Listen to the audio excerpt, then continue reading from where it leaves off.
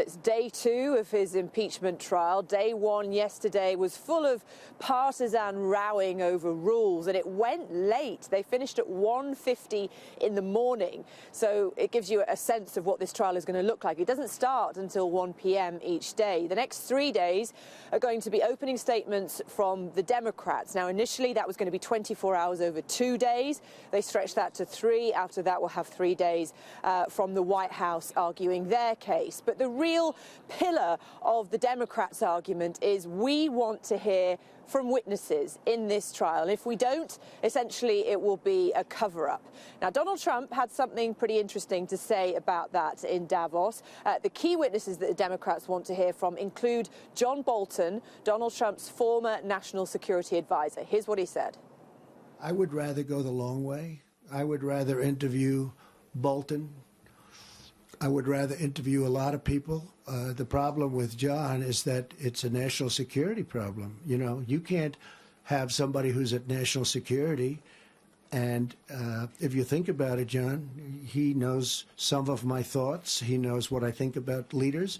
What happens if he reveals what I think about a certain leader and it's not very positive and that I have to deal on behalf of the country? It's going to be very hard. So just to be clear there, the White House, the Republicans have been pretty adamant. No witnesses in this trial.